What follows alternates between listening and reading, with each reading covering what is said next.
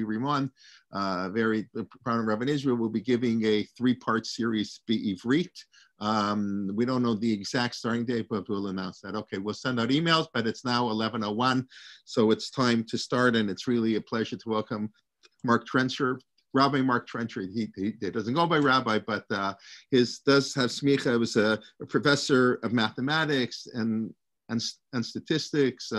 Worked in the research department for Fortune 500 companies, and since his retirement has devoted much effort into surveying the modern Orthodox community. I think he's published 5 surveys. The first one I gave was a fascinating, they're all fascinating, really, where the modern Orthodox community is, where it's heading, what the issues that unite us and divide us. And with that, it's really a pleasure to welcome him to give a talk a little bit on what his research has found, his little bit scientific research has found about our community.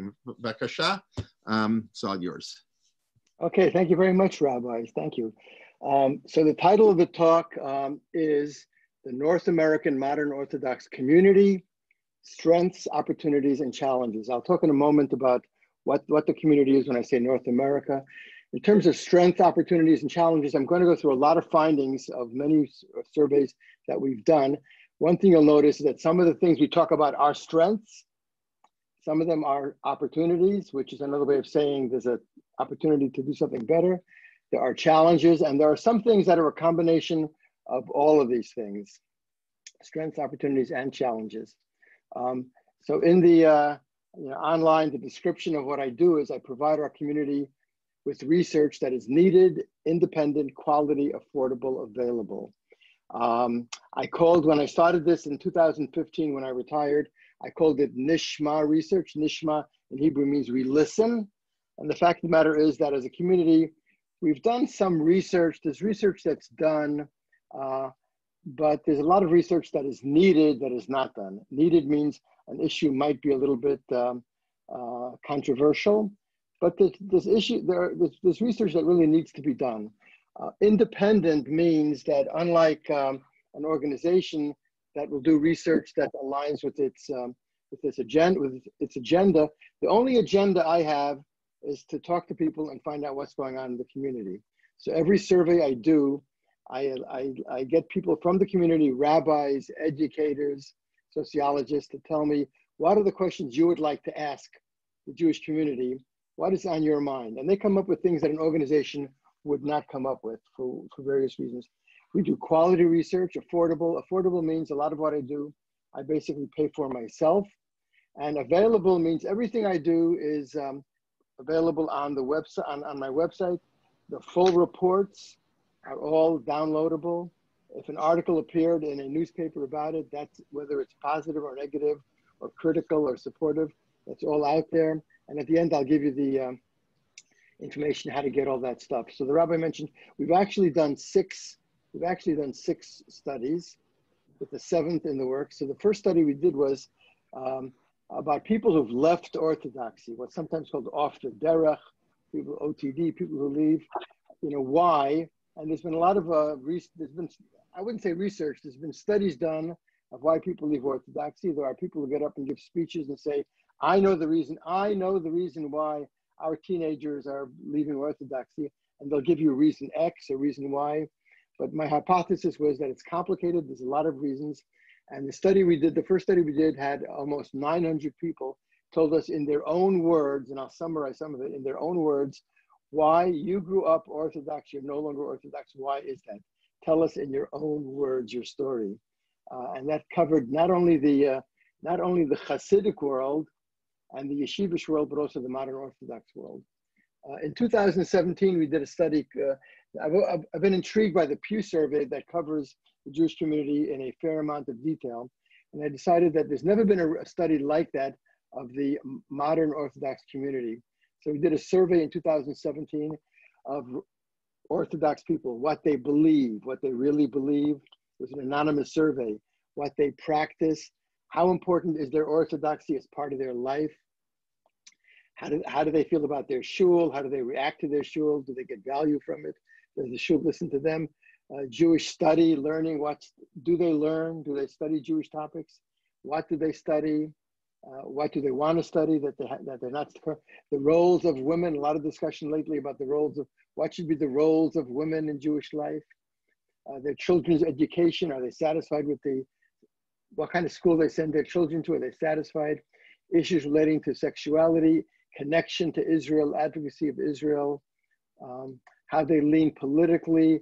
And also we asked them about, overall, what are the things that you're an Orthodox observant Jew, what are the things that you really love? What are the things that give you a lot of happiness as an Orthodox Jew?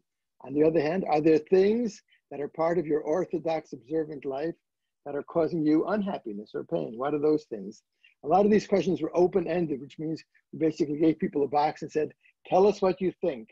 And I will tell you that that survey got over 6,000 responses.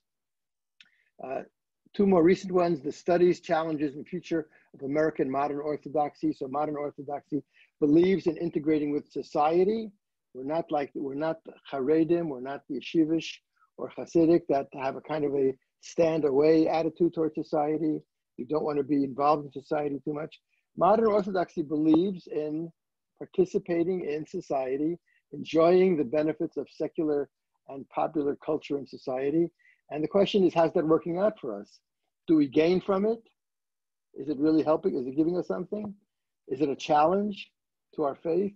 So that study covered a lot of that ground. We also did a study, there's never really been an organized study on Baalei Teshuvah, people who are Orthodox but did not grow up that way. If you Google it, you'll see a lot of articles, but there was never any research done. So this survey of almost 800 people who did not grow up Orthodox and are now Orthodox, and we asked them why. Why did you become Orthodox? And what is the nature of your journey? Are you currently in the same place you were when you became Orthodox? And what were the challenges? What were the challenges in becoming Orthodox? And what do you want to tell the rest of the community? What do you want the rest of us to know about that?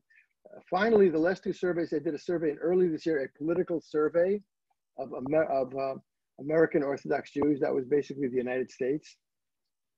And then we did a survey in April it was May actually, about the coronavirus. So we've done a lot of surveys. What I'm going to talk to you about today is a combination of things from a lot of these studies, and I'll tell you where they came from. As I mentioned, you'll see everything online. So let me start. Let me do a share screen. Right? Okay.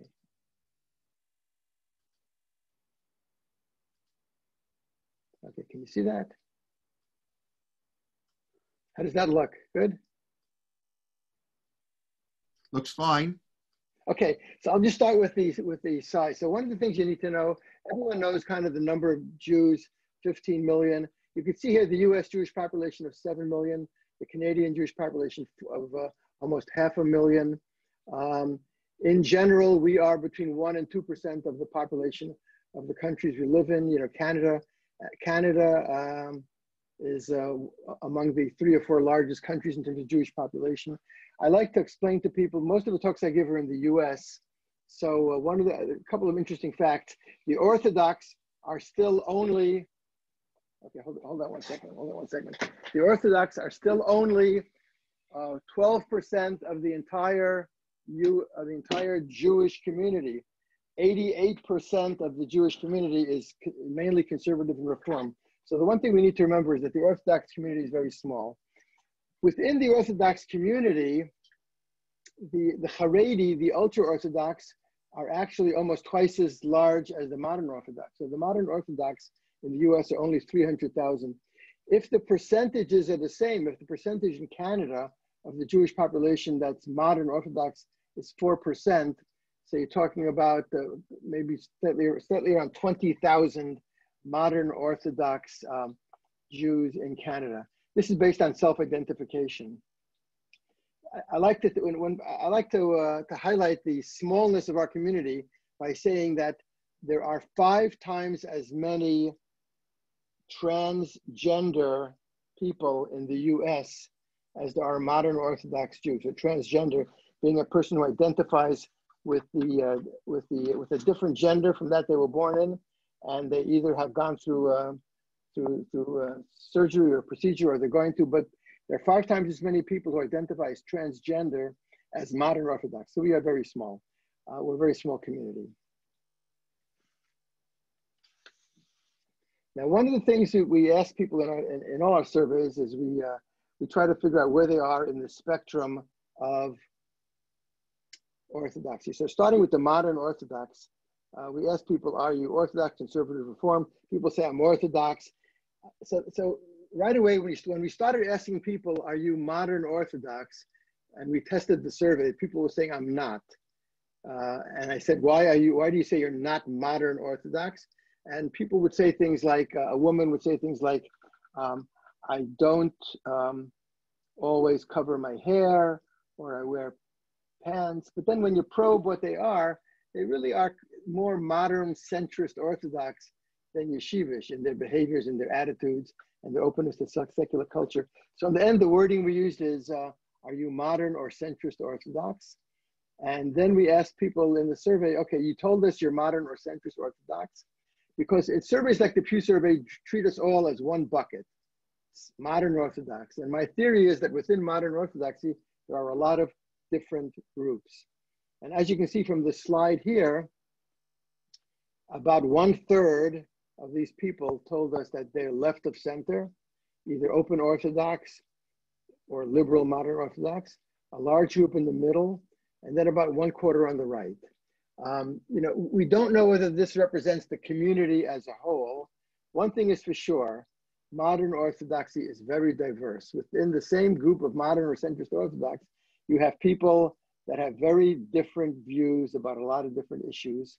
And two of those issues are the role of women and the acceptance of LGBTQ gay people. And we'll talk about, and they're different in a lot of other ways. So the first thing we need to understand is that modern Orthodoxy is really, even though we're only 4%, we are really the most diverse group. Hasidic group, yes, there's some diversity. There are some groups that are more, Chabad is different somewhat from the other Hasidic groups. And even within the other Hasidic groups, there are different groups that have different attitudes in terms of insularity, in terms of the relative roles of men and women. But basically within a Hasidic group, within Hasidism, they're far more homogeneous than within modern Orthodoxy. That is even more true within the yeshivish movement. The yeshivish movement is relatively homogeneous. So yes, there are different groups that have different rebbeim, that have different views, but they're far more homogeneous. That's true for conservative and reform. But within modern Orthodoxy, you could have two people who are both modern Orthodox, and they have radically different views and perspectives on some really important issues. So there is a lot of diversity. In the research we did, every question we look at across this spectrum. So every question, what are your views towards women, the role of women? We always looked at it going from left to right to see whether there are big differences or small differences. If there are big differences, then there's a threat of fragmentation. If there are differences are small, then you have more cohesiveness. That's one of the things that we studied. We also looked at every question by men versus women, a very important distinction. We looked at every question by age groups, older versus younger. Okay, I will tell you that the Pew survey had 130 modern Orthodox Jews, only 130. We had 6,000. When you have 130, you can't look at men versus women, really. You certainly can't look at older versus younger. They didn't know who identified left of center, right of center. So this survey not only has a larger sample, but as you'll see, we ask the questions that are on the minds of the Jewish community.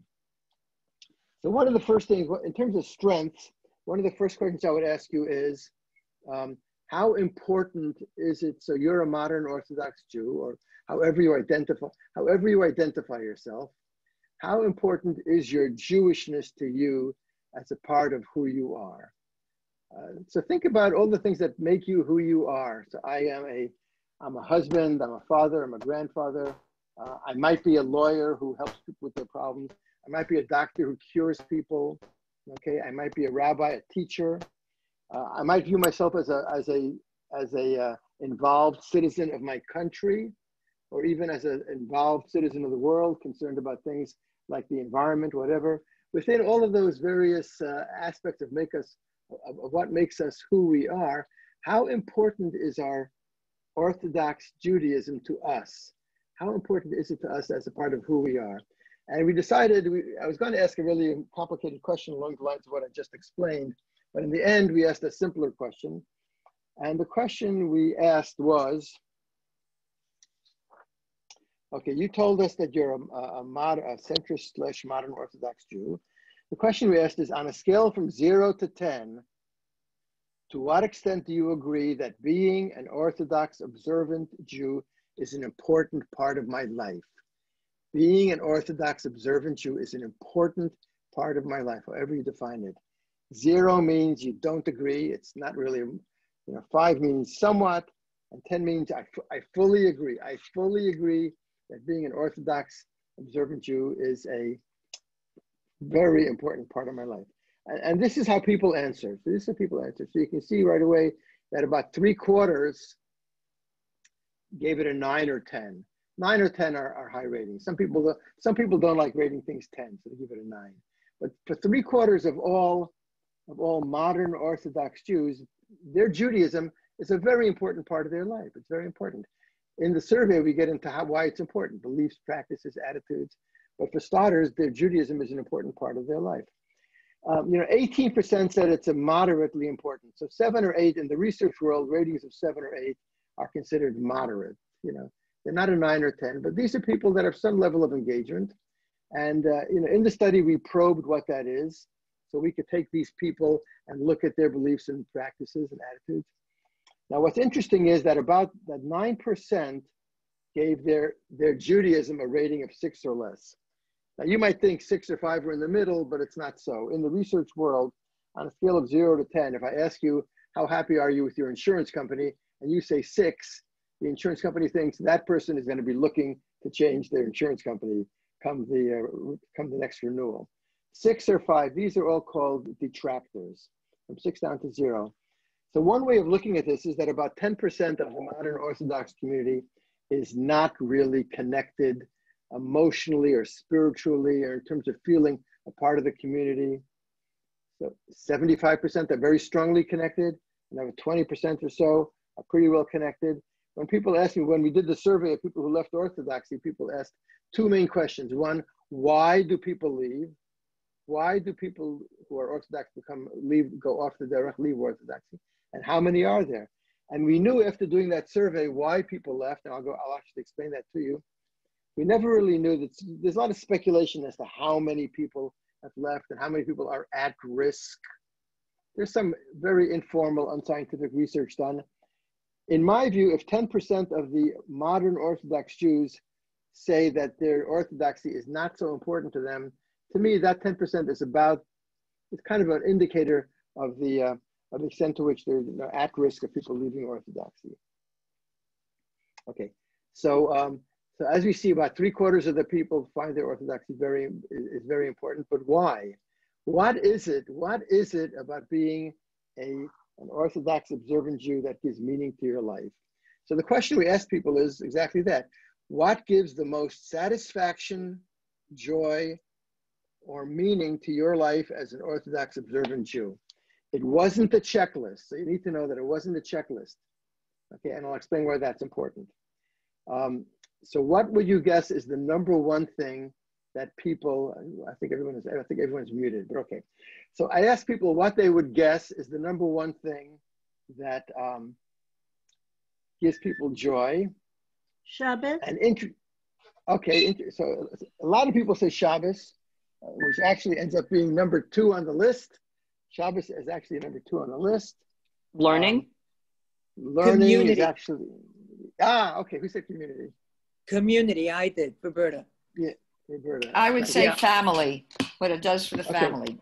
No, I So think actually, the sense of community did it. So this was an open-ended question, which means that people were given a box to type in, and then we ended up reading over 600, and we ended up tallying them up. Okay, so if I had given people a checklist and say which of these is important, and we said Shabbos, probably 70, 80% would have checked it off. When you give people an open-ended question, what you're getting at is what's called top-of-mind awareness. In other words, they're not looking at a checklist where they see, oh, Yom Tov Chagim, yeah, that's important, they check it off. They might end up checking off everything on the list. But these are the things that people thought of without being prompted. So without being prompted, by a wide margin, the thing people mentioned more than anything else was community, sense of community, sense of belonging, okay?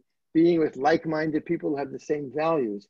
And also near the top of the list, Shabbos, Shabbat, 22%, family, life, time, togetherness. A lot of people wrote long paragraphs mentioning many things.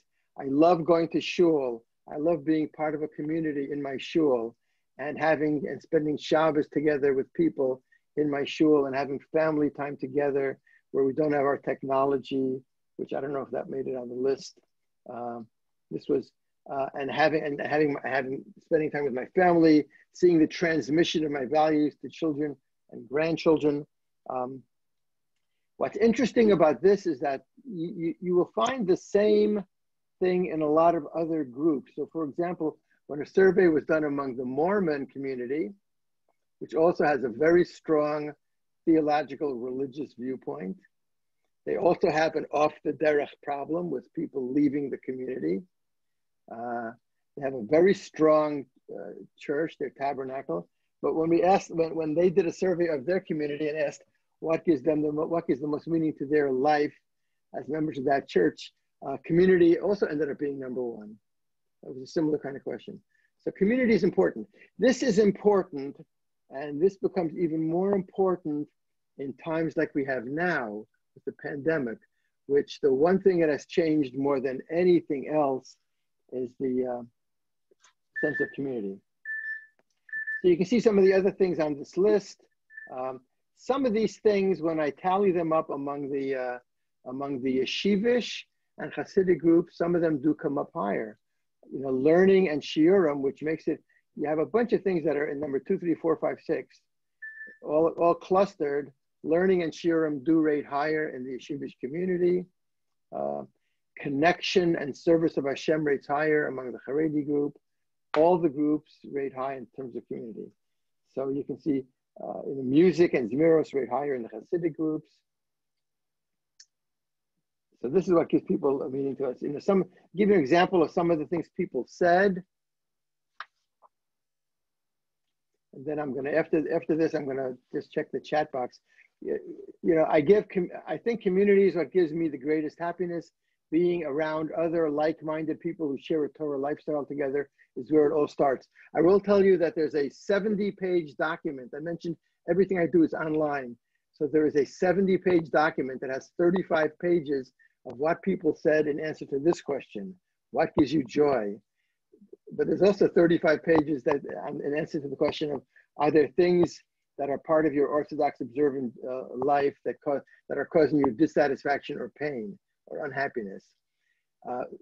They were only edited if somebody said the name of their rabbi, the name of their community or shul, or something that you could identify them, but otherwise you can see the verbatim comments. I'm telling you this because everything's online, and the comments are really quite interesting to read through. The strong family values and lessons for children, the forced breaks from everyday life, etc. And you can see here, being part of an observant community in which Shabbat and Chagim and Smachot are celebrated with joy. I feel like I'm making the world a better place by being an Oved Hashem. That is an issue today in the pandemic. There is some criticism of people's behaviors as those things are in the public. Let me just stop screen sharing for a moment. Okay, I'm going to take a look at the chat box now. As far as the chat box, so open Orthodox. Okay, in terms of open Orthodox is essentially liberal modern Orthodoxy. It's a term that was first designed by Rabbi Avi Weiss in Riverdale. Yeah, people identify it.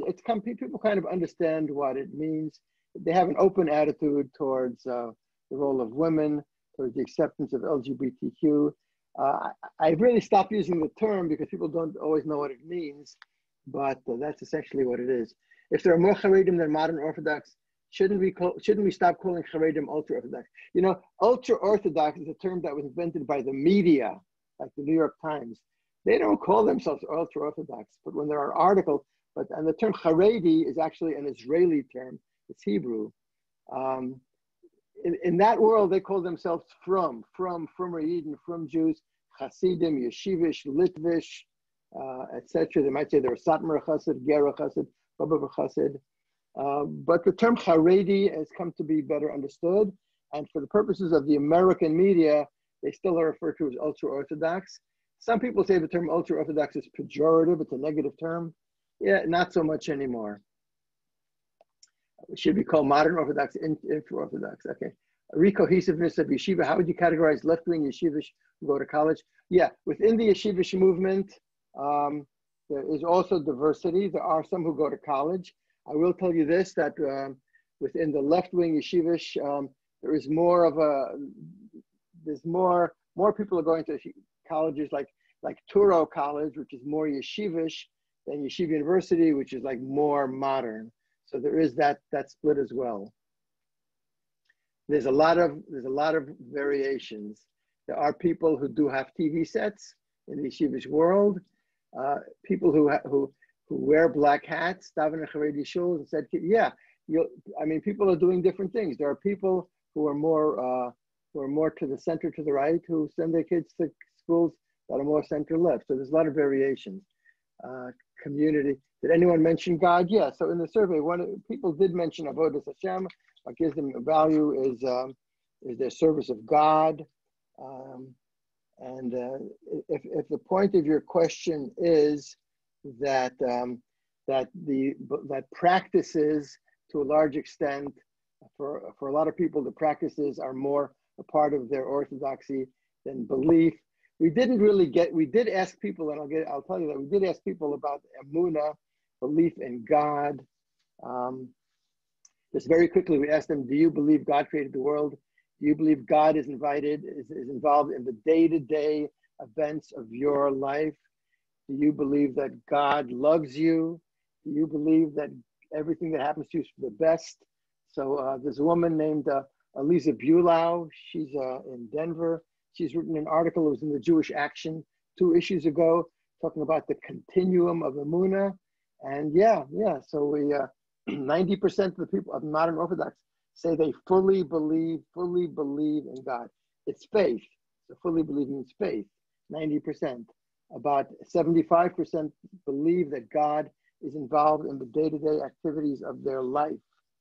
And about, I forget the percentage that said God loves them, is a little bit less. But yeah, there is a continuum, and people do talk about that, and people do think about that. Yeah, at this COVID time, when so much is taken away from us, we have Shabbos in our homes. I will tell you that my wife and I have our own practice where I'm the Baal Tefillah. We daven together. She's in charge of giving the Dvar Torah. It's actually very nice. Yeah, but I'm a little bit of a loner. I like being home. For me, the 3-hour davening gets me a little bit twitchy at the end. So we make of it what we can. Not so comforting when having Shabbos alone. I will talk about isolation. In your COVID research, is there mention of how to deal with unsanctioned minyanim? No, people do talk about unhappiness with unsanctioned events taking place and people not being careful.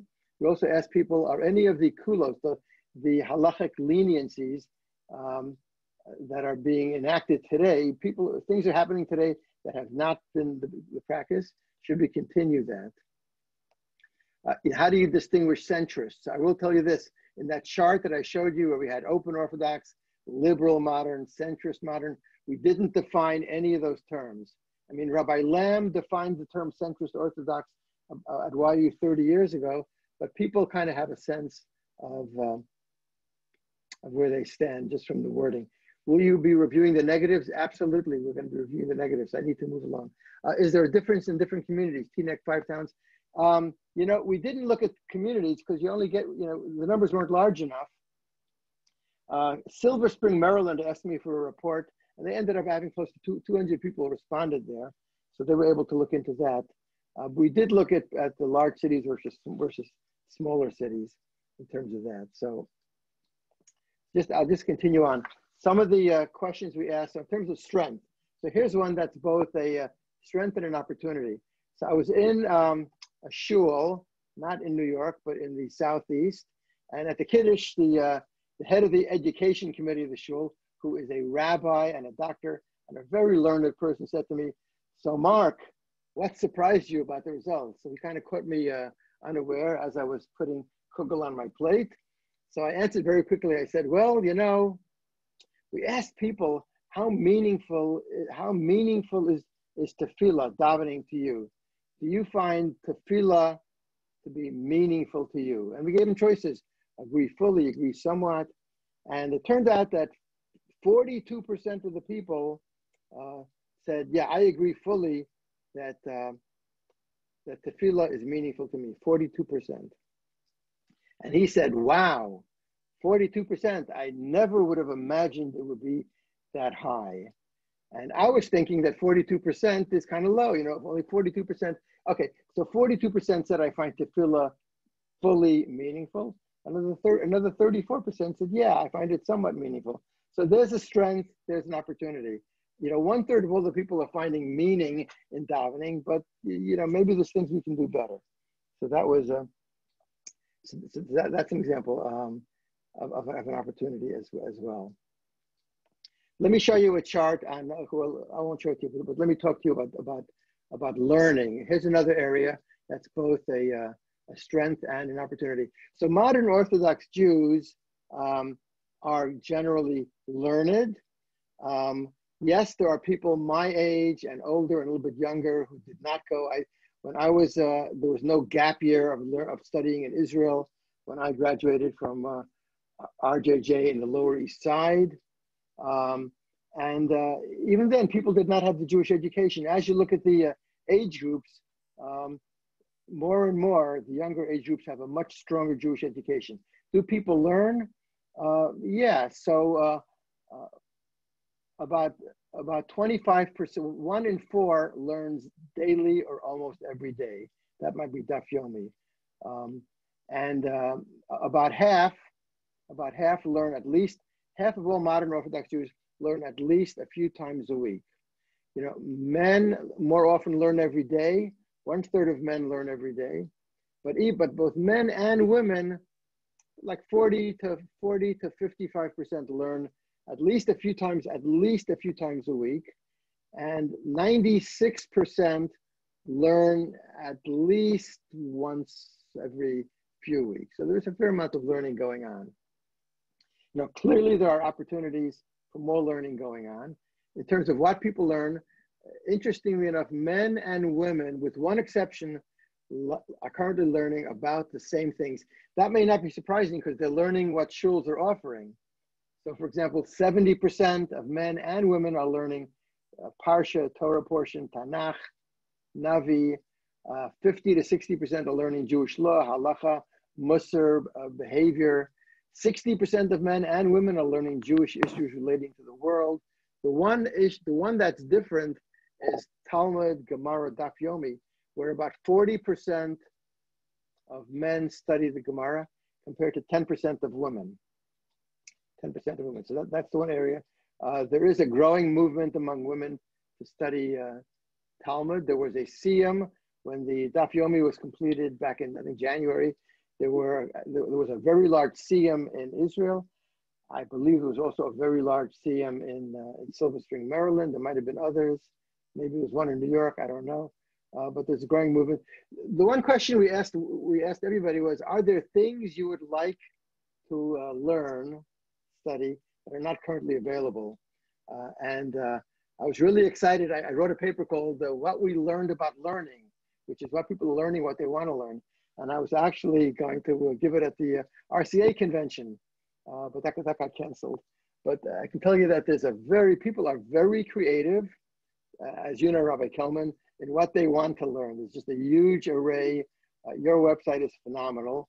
A lot of the things people mention as I would love to get into this or that, you're offering. But in a lot of shuls, the learning might be more standard. It might be Gemara, Navi, Tefillah, and people are just very creative about what they want to learn. So there's just a lot of things that people are interested in.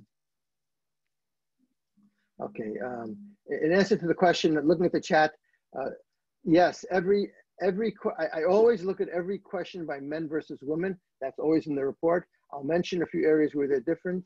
I also look at every question by age group, younger versus older. That's also in the report.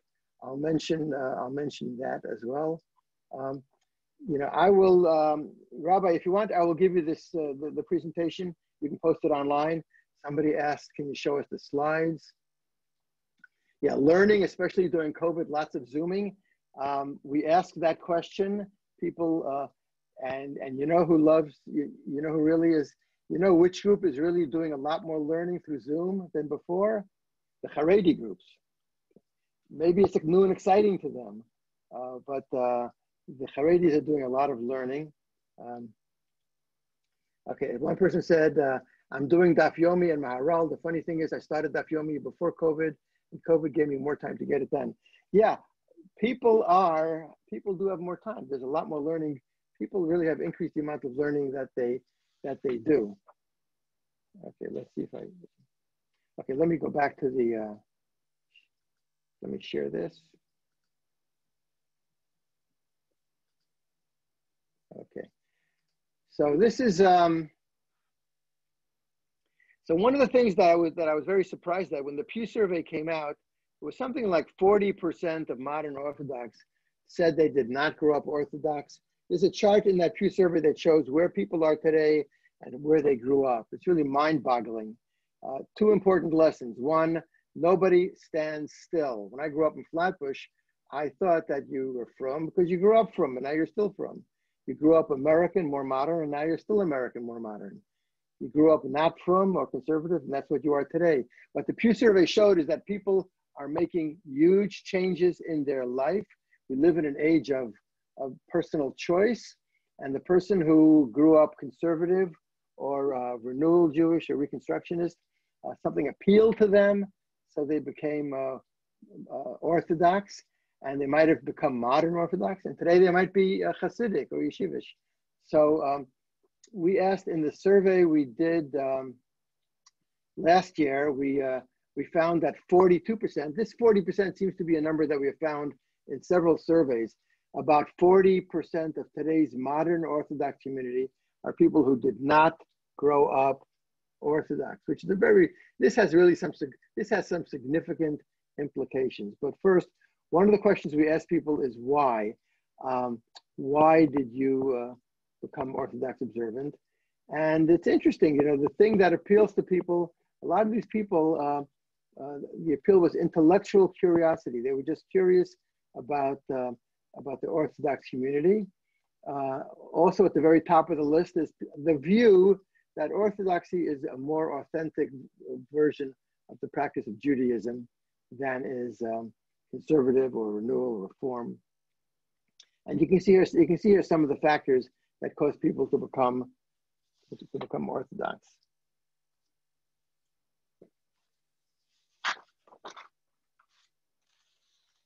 So this is a strength. It's also a challenge. This is a strength, people becoming Orthodox. We asked people, do you feel welcome in your community? And a very, very, very significant percentage of it was way over, it was like more than 3/4 said they feel fully accepted. They feel fully as part of the community. They did feel that there are things that in some cases people need to be a little bit more sensitive to how they treat Balei Tshuva. They want to be treated like everyone else. This is more a strength than an opportunity or challenge, but it is both. We asked the Balei Tshuva, is there anything that was a part of your life before you became Orthodox that you've held on to? So one person said, I've held on to my sense of humor, which I find a little bit depressing. One person said, I'm still a Mets fan, which I find even more depressing. But the thing more people said than anything else is I've held on to liberal views ideologically and politically. So you have people that are currently not observant and they become Orthodox, and they hold on to their liberal views, and the modern Orthodox community absorbs them. The modern Orthodox community as a whole has been moving to the right. I'm not going to talk about that today so much, but we asked people, have you become more observant? And So the people who are Baalei Tshuva, who tend to be more liberal, remain modern Orthodox. Those who become observant, who are more to the right, may end up becoming Hasidic or Yeshivish. There's a lot of influx, but there's a whole study online. There's a full report about the what we need to know about Baalei Tshuva. So I'm only showing you one slide, but there was a full report that I would encourage you to read. Since we're talking about the Baalei Tshuva, let's talk for a moment about people who leave Orthodoxy off the derech. I mentioned that we don't really know how many. I will tell you in a moment the reasons people give as to why they left Orthodoxy. I told you that I think that about 10% of modern Orthodox are at risk. There aren't that many studies of that percentage. Recently, there was a very informal survey online. It was on Facebook. This is totally unscientific. Somebody said, the question raised was, if you're in your 30s and you graduated from an Orthodox Jewish day school, from a modern Orthodox day school, like between 10 and 15 years ago, do you know what percentage of your classmates are still observant? And about a dozen people answered. I mean, the number, it looked like something around 70% are still observant, which means 30% are not after 10 or 15 years. So I don't know, you can't really do math with that, but it's an indicator of the fact that that's going on. I know of people have told me that I graduated with a class of 20 and there's only 1 or 2 of us that are still observant.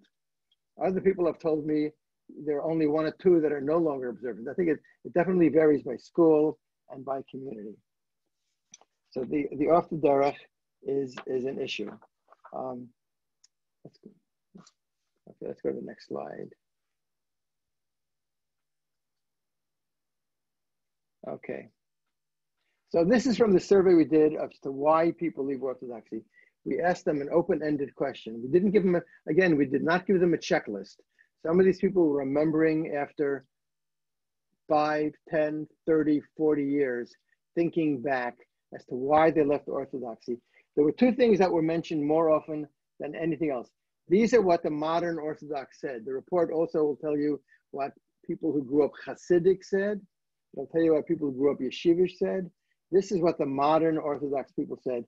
The top 2 things were, I became aware of things that conflict with what I was taught. I read a book by Richard Dawkins, who's an atheist, a strident atheist, or, I became aware of biblical criticism, and I couldn't reconcile it. When I asked my Rebbe or my teacher, they wouldn't answer the question, or they had no answers. So basically, over time, I just basically developed doubts, and I ended up deciding that this is not for me. The thing you need to realize is that a 14-year-old intellectually is as intelligent as an adult. A 14-year-old doesn't have that knowledge. They didn't finish high school, go to college, and live their lives. But in terms of being able to ask questions and grapple with difficult issues, I certainly was smarter when I was 14 than I am now, just in terms of capacity to absorb information, as we see from our own children and grandchildren. But they deserve to have their questions heard and responded. There was a movie on Netflix called One of Us. Did anybody see it? And there's a scene in which I did. It's a great movie. There's a scene in which a young fellow goes to the Rebbe in Borough Park and asks exactly these kind of theological questions. And he doesn't get, not only does he not get any question, but the Rebbe just kind of nods his head. I don't know whether the Rebbe said, I don't know what to say. That may be part of it. So I think one of the things we need to do is kind of grapple with this issue. The other if thing my that memory serves me correctly, the Rebbe actually blamed the person for asking the question, saying he didn't have emunah. Even worse. Okay, even worse. And that is, and I will say that blaming, there was a lot of blaming. The people get blamed and stigmatized, but we'd be better off listening to what they say. The other issue that came up near the top of the list was the role and status of women. More women than men among modern Orthodox young women. It was close to 40% said that it was the role and status of women that turned them off. So you can see some of the other things people said. I don't have much more to say about this. There's a whole report of about 100 pages that goes through this. The only other thing I'll say on this topic is that people sometimes say to me, well, what did you learn about why people leave Orthodoxy? And I start talking and they say, listen, I only have about a minute. I only have about a minute or two to listen to you, because people don't have long attention spans. So I say, okay, we had dozens and dozens and dozens of reasons, and I divided all the reasons people give into two categories. Category one is pull. I was pulled out. I was lured. Something outside the community lured me out of the community, and I decided I want the secular culture more than Judaism. So I was basically attracted to something outside the community. I was pulled. And the other group are people who say there was something within the community that repelled me, that pushed me out. I saw something that I didn't like. And in the end, I decided this community is not for me. And there are about twice as many of the latter. So twice as many people say I left because I was pushed out as say I was pulled out. So I view that as good news, because while we can't change secular society and the culture, I heard on a podcast, there's a podcast Unorthodox, where someone said in a battle between modernity and Orthodox observance and adherence, the best we can hope for is a tie. So we can't really separate ourselves from society. Society is going to permeate us, but we can address issues within our own community. Okay, we have 12 minutes left. Okay, so very quickly, the question was asked about I told you what attracts people to Orthodoxy. We asked people, are any of these things problems? Are these things problems in the community? And the number one thing that people mentioned more than anything else was the cost of Jewish schooling. 89% said it's a problem. You can see down here that 56% said that the cost of maintaining an Orthodox home is a problem. There were 27 items on this list. So you see here the top 10 things. By far, the number one thing was cost. But interestingly enough, there were some other things that were kind of surprising. So agunot, it was surprising that the number two thing people thought was a problem was the plight of agunot, women who cannot get a Jewish divorce, a get, and therefore they cannot marry until they get a get. It doesn't affect as many people as the cost of Jewish schooling, but people view it as very poignant and heartbreaking and an embarrassment to the community. To me, it was interesting that among the top 10 things on the list, you have here people, very high on the list is people with inappropriate behaviors, midot. Also, people dishonest in business. Also, lack of love for others in the community. These are all behavioral things. I think to me that was interesting that obviously, despite people being Orthodox and observant, there are people who point to areas of personal growth that people need to engage in. Anti-Semitism was at 43%. We did the same survey more recently, and it came in around 70%. And you can see the shidduch process at 42%. You can see here that people feeling isolated, 36% said it's a serious problem. We talked about this, isolation. People said it's a serious problem. Women more than men, a little bit more than men. Interestingly enough, every study of not just in the Jewish community, but in every community, every study shows that it's more of people talk about a sense of isolation and loneliness more among the young than among the elderly. This was true in the coronavirus survey that we did. Not surprisingly, singles talk about feeling a sense of isolation more than married. Here's one quote. As a 50-year-old never married woman, I do not feel welcome or accepted as a full member within the Orthodox community. While it has not lessened my personal observance, it has isolated me from the spirit of community that I grew up in. So the sense of isolation is definitely an issue. I talked about two issues, so I'll go through these quickly. One of the questions, there's a whole series of questions about the role of women. Do you think women should have a role in communal leadership? And a very high percentage said yes. like 90%. Should they have a role in Torah learning, in Torah teaching? Everyone said yes.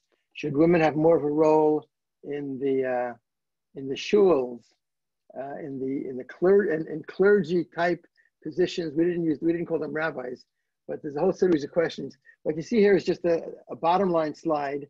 When you get to the very end, we asked, do you support women having opportunities for expanded roles in the clergy within their shuls, reporting to the rabbi as part of the rabbi staff, and also having a title signifying their rabbinic authority? And about 20% support that. So if the question is, do modern Orthodox Jews feel that there should be such a thing as a woman rabbi? Across all of modern Orthodoxy, about 20% support it, not with the title rabbi, but it might be rabbinit or maharat. Now, you go back and you slice this by open Orthodox, modern Orthodox, centrist, you see a huge, huge change as you go from left to right. Huge, huge change. We're like 80% on the left versus 2% on the right. So this is the issue that is most fragmenting. This is the issue where within modern Orthodoxy, overall, 20% thinks, yeah, women should have these type of roles. Yeah, I'd love the rabbi to have a woman on his staff with the title of rabbinit who does X, Y, and Z, which we as a shul will define, but which can be viewed as roles that historically a rabbi has done. But huge, huge variation from left to right. The other thing that we asked the question, do you support LGBTQ gay people as members of your shul? Across all of modern Orthodoxy, going from left to right, 58% said yes. This might be surprising. If you look at the most right, among those 5 groups going from left to right, the most right-leaning group had a not insignificant 20% or so saying, yeah, so I'm right-leaning modern Orthodox. I tend to lean towards yeshivish, and that's what my shul is like. But yeah, I think I support these people being members of my shul. So this is also a fragmenting issue, but much less than the issue of the role of women, interestingly enough. The last 2 slides.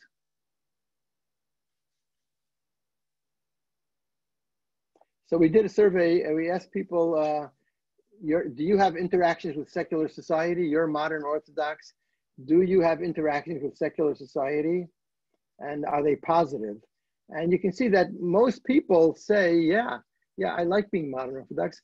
I like being a part of secular culture, and it does, and I do get benefits out of it.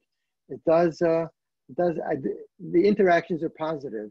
I find it interesting that the #1 thing people said about positive interactions is, it gives me a chance to show other Jews and non-Jews what it's like to be Jewish, that we're educated, friendly, normal, religious people. So it's a way of showing our Jewishness to the rest of the society, which in this day and age is probably an important thing. And we also ask people, do you ever experience conflict? So you're a modern Orthodox Jew, but you're involved in society. Do you ever experience conflict, challenges? And you can see here in the pie chart on the right that 51% said, yes, I've experienced conflicts, but I stand firm in my religious belief. So I might have been asked to stay late on a Friday, and I was worried that it would run over into Shabbos, a meeting, and I said, no, I'm sorry, I must leave. Or I might have been invited to a dinner of some kind, and I said, I will go, but these are my requirements in terms of the food and utensils, etc. They stand firm. Another 30% said, I lean towards standing firm, but I sometimes compromise, however they define that. We asked them that, and these are all available in the report. You can see what people said. Sometimes people say things that are judgmental. I went to a banquet and I had a salad, so that was a compromise. Another person might say that's not a compromise.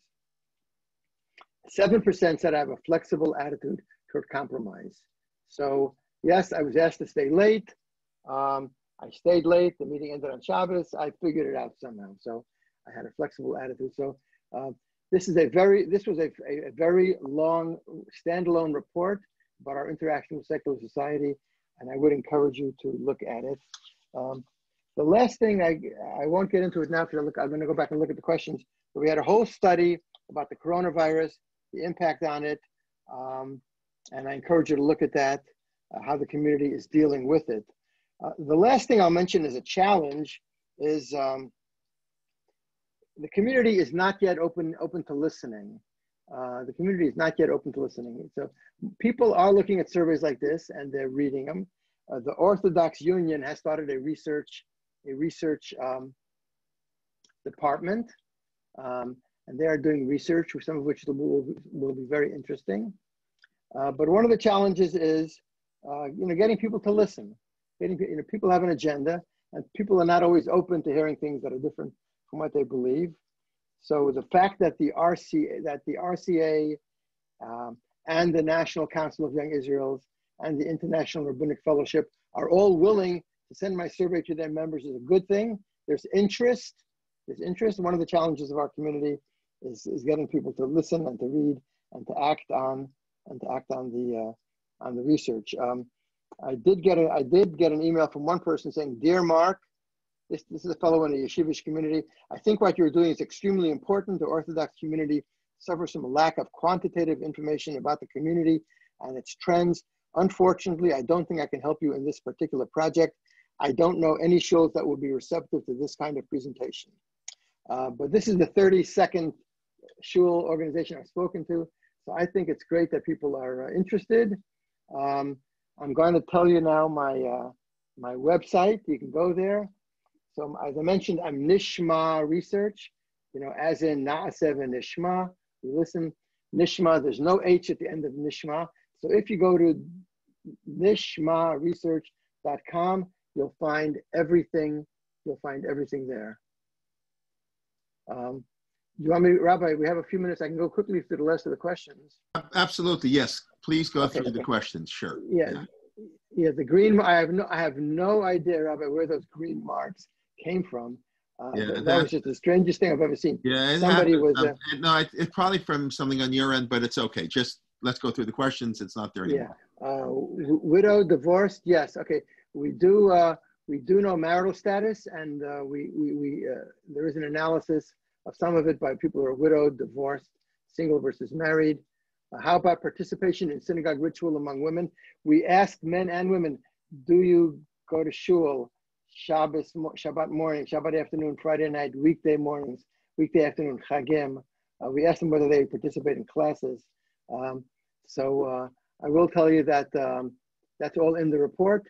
And for a lot of these, for the synagogue participation, the numbers for women are a little bit less than men. But for Shabbos morning davening and Friday night, among modern Orthodox women, many more modern Orthodox women go to shul than in the yeshivish and Hasidic. Yeshivish, very small, Hasidic zero, almost zero. Yeah, in today's world, many Orthodox women are very educated, hold professional positions. These women are not going to accept a minor and inferior role. Many women say this. You work in a company where your general counsel is a woman, as I did, and you know that this person is brilliant and competent, and why should this person not have an important position? So I will tell you this, that I'm very happy to tell you, Rabbi, that my shul was the first young Israel to have 3 consecutive women presidents. And we have a woman president now.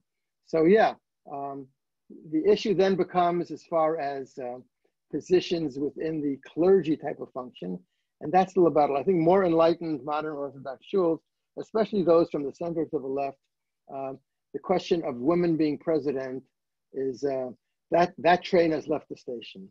And even the National Council of Young Israel, which had a position against it, they have told me at this point, it's not an issue important to them. Got to wait another 50 years for 3 women rabbis in your Young Israel shul.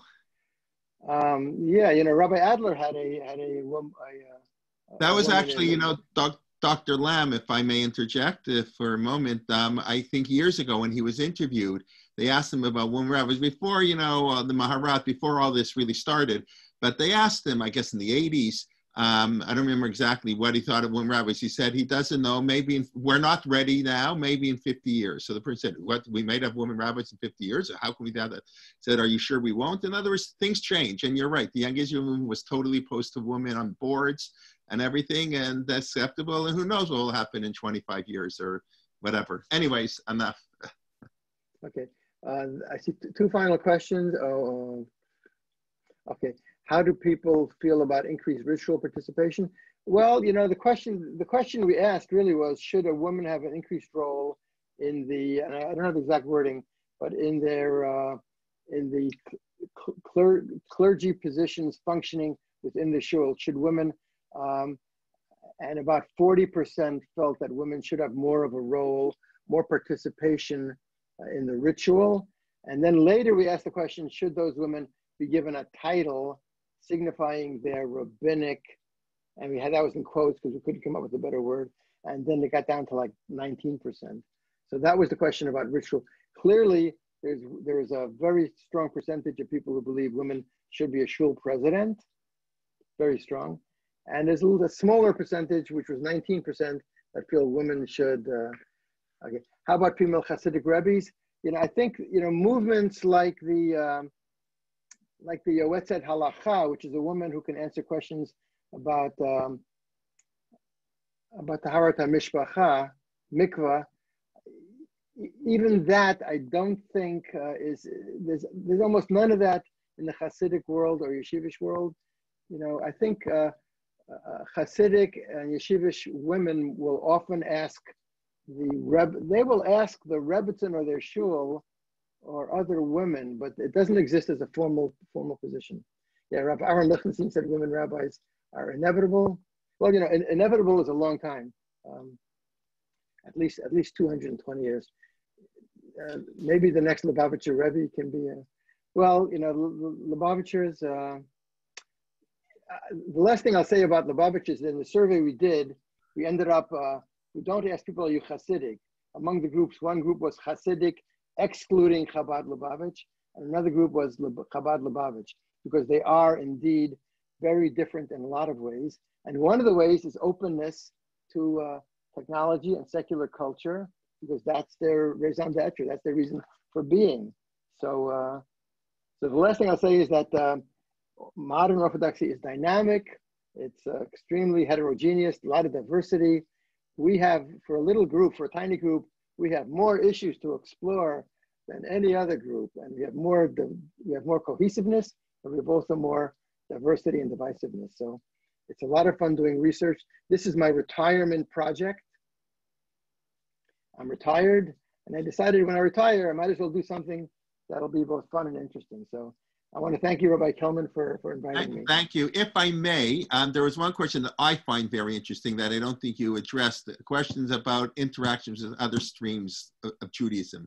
How modern Orthodox Jews feel about working with Reform, Conservative, I assume that's the question, to address that. And the other thing, someone was just pointing out the ritual, the woman involved in ritual, not so much as the woman as the president's rabbi, but I'm not sure. But you could address that, that would be... Yeah. Okay, as far as women involved in ritual, it's starting to happen. I mean, it's really happening in the more liberal stream. So I have been to shuls recently where, for example, at the Hebrew Institute of Riverdale, my wife, she did not want to carry the Torah. So we were guests. I think they wanted to honor us. She did not want to carry the Torah because she's small. The Torah is heavy, so somebody carried it, and she was basically given an honorary hatzavach nasa, which means going up to the ark to put the Torah back in. I asked her how she liked it, and she said she loved it. There are women who, after Galila, after the Torah is rolled up, who hold the Torah. I was in a shul where a woman held the Torah, and then when they put the Torah back in the ark, she walked around the women's section to the back, gave the Torah to a man who walked it around to the front and put it in. So, you know, I mean, there are, in both of those shuls, the rabbis will tell you exactly why that is not prohibited halachically. And there's a view that, hey, you know what? If something brings women closer, and if it's not prohibited, then you really need to give me a reason not to do it if it's a woman who gets spiritual meaning out of it. So in terms of rituals, there are, in my shul, the biggest fight in my shul in recent years was about Simchat Torah. And last year it was about giving the women a Torah to dance with, often a section with a mechitza. And there was a lot of debate about it. In the end, we did it. And I would have to say that it was the most simcha in Simchat Torah that had ever been experienced in my shul. And so the question then is, if something works and people love it, then we need to, the mindset should be, let's think about let's not just automatically say no, but let's think about how we can make this work. So the last thing I'll say is, people ask me about shuls, and I tell people, depending where you are in your Orthodox observance, depending what you're looking for, I've been to 210 shul websites and organizations. I guarantee you the shul that you will love is out there. You might have to move, but whatever the practice is, whatever the mindset is, whatever the hashkafa, the worldview, how we interact with society, whatever your worldview is, you'll find it somewhere.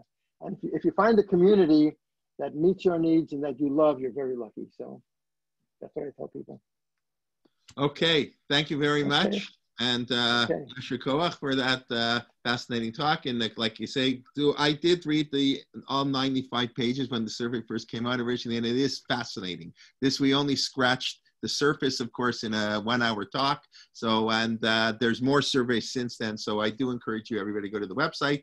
Nice to see you. Next class tomorrow evening, 8:30, I'll be giving a shiur on Bereshit, beginning our Parshat HaShavua series. Sunday morning, we begin Rabbi Liebtag on the Second Temple biblical text, Ezra, Nehemiah, etc. That'll be an ongoing series. Monday morning, Rabbi Joseph Dweck begins a 3-part series on Sephardic Halacha. He's the rabbi of the Spanish-Portuguese Shul in London, England. On Tuesday morning, Yoel Finkelman from the National Library in Jerusalem will be giving a talk on Hebrew manuscripts. That's just a one-time talk. On Wednesday, Dr. Rabbi Marty Lukshin begins a 6-part series on biblical commentaries they didn't teach you in yeshiva.